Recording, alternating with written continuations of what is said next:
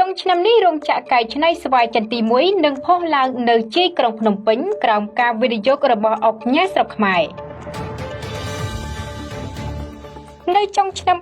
2025នេះមានរោងចក្រកែច្នៃស្វាយចន្ទីមួយនឹងលេចចេញជារូបរាងឡើងនៅជាយរាជធានីភ្នំពេញដែលមានសមត្ថភាពផលិតបាន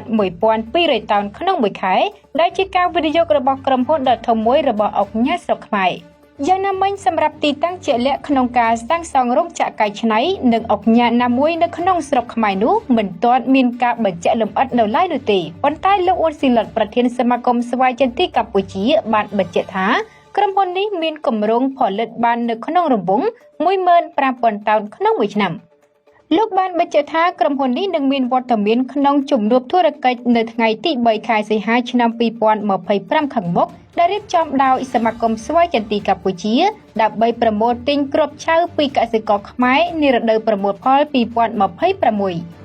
ប្រធានសមាគមស្វាយចន្ទីកម្ពុជាបានមើលឃើញពីសញ្ញាវិជ្ជមានច្រើនក្នុងវិស័យស្វាយចន្ទីនាពេលអនាគតដ៏ខ្លីសមាគមស្វាយចន្ទីកម្ពុជាបានសម្របសម្រួលវិនិយោគិនបរទេសមួយចំនួនដែលមកពីចិនឥណ្ឌានិងសិង្ហបុរីដើម្បីបានទទួលនូវការលើកទឹកចិត្តផ្សេងៗទាំងពន្ធដារនិងពន្ធគយដែលក្រុមហ៊ុនទាំងនោះចាំបាច់ត្រូវតែកើតនៅក្នុងតំបន់សួនកសិឧស្សាហកម្មចន្ទីនៅខេត្តកំពង់ធំដែលរដ្ឋគ្រងដីចំនួន400ហិកតាសម្រាប់សួននេះគណៈរដ្ឋក៏គ្រោងប្រកាសជាផ្លូវការស្ដីពីសួនកសិឧស្សាហកម្មស្វាយចន្ទីនៅចុងឆ្នាំ2025នេះផងដែរ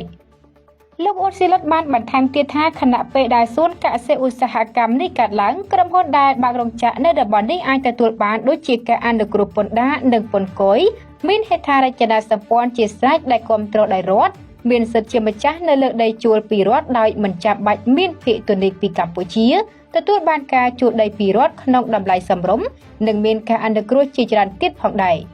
លោកបានគូបញ្ជាក់ថាដោយនេះច្បាស់ណាស់សួនកសិឧស្សាហកម្មស្វាយចន្ទីនេះអាចទាក់ទាញវិនិយោគបន្ថែមនិងពិតជាជួយជំរុញវិស័យកែច្នៃស្វាយចន្ទីបានយ៉ាងច្រើនបង្កើនប្រាក់ចំណូលចូលចរន្តសេដ្ឋកិច្ចជាតិបង្កើតការងារនិងផ្ដល់តម្លៃបន្ថែមដល់កសិករផ្ដល់ស្ថិរភាពតម្លៃកសិផលជាដើមសូមបញ្ជាក់ថាយោងតាមឯកសារស្ដីពីតំបន់ដាំដុះដំណាំស្វាយចន្ទីនៅកម្ពុជាឆ្នាំ2024កម្ពុជាមានផ្ទៃដីដាំដុះដំណាំស្វាយចន្ទីសរុប 58,117 ហិកតា